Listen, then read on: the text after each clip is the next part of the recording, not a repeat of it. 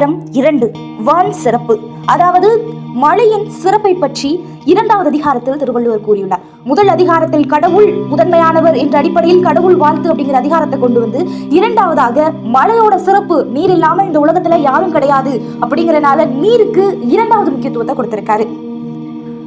குறள் 11. வானென்று உலகம் வழங்கி வருதலால் தான் அமிழ்தம் என்றுடற் பாற்று.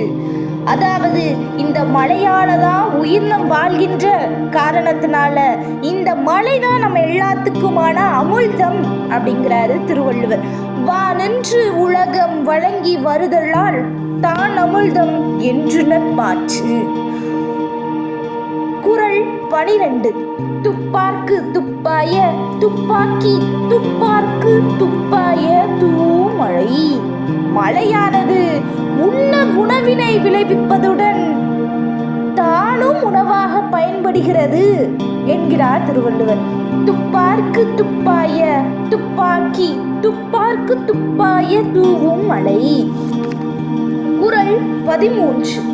விண்ணின்று பொய்ப்பீன் விரிநீர் வியன் உலகத்து உள்ளின்று உணற்றும் பசி.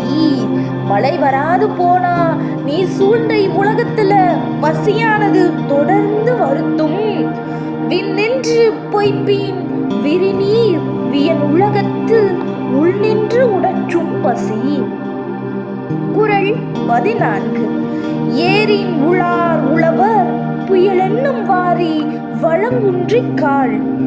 மழை வளம் குறைந்தா உணவு விளைவிக்கும் உழவர் கூட ஏற்படுத்தி உழவ முடியாது, உழவும் மாட்டார்கள் என்கிறார் திருவள்ளுவர். ஏரின் உளார் உழவர் புயல் என்னும் வாரி வளங்குன்றிக் கால். குறள் 15.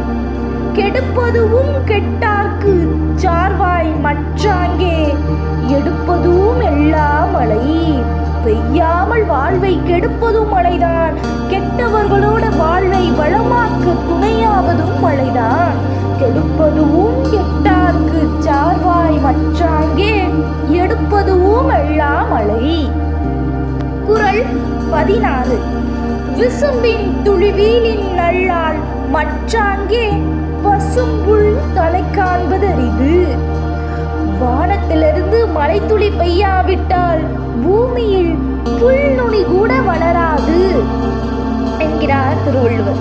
விசும்பின் துளிவீலின் அல்லால் மற்றாங்கே பசும்புல் தலை காண்பது அரிது. குறள் 17. நெடுங்கடலும் தண்ணீர்மை குன்றும் தடிந்தெழிலி தானல்காதாகிவிடும்.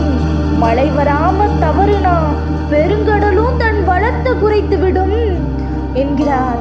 நெடுங்கடலும் தண்ணீர்மை குன்றும் தடிந்தெழிலி தானல்காதாகிவிடும். குறள் 18. சிறப்போடு பூசனை செல்லாது வானம் வரக்கு மேல் வானோர்க்கும் உண்டு. மழை தவறினால் நாளும் நடைபெறும் பூசைகளும் விழாக்களும் நடைபெறாமல் போய்விடும் என்கிறார். சிறப்போடு பூசனை செல்லாது வானம் வரக்கு மேல் வானோர்க்கும் உண்டு. குறள் 19. தானம் தவம் இரண்டும் தங்க அவியன் உலகம் வானம் வழங்காதெனின். மழை பெய்யாவிட்டா கொடுத்தலும் தவமோ இந்த உலகத்துல இல்லாம போய்விடும் என்கிறார்.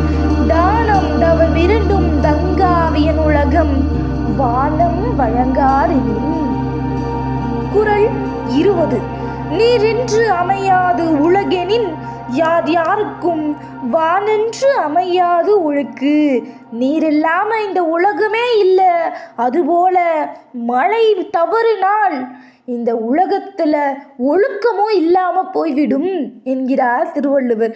நீரென்று அமையாது உலகினின் யார் யாருக்கும் வானென்று அமையாது ஒழுக்கு என்று 2வது அதிகாரத்தில் நீரின் சிறப்பை மிக தெளிவாக விளக்கியுள்ளார் திருவள்ளுவர் அவர்கள்.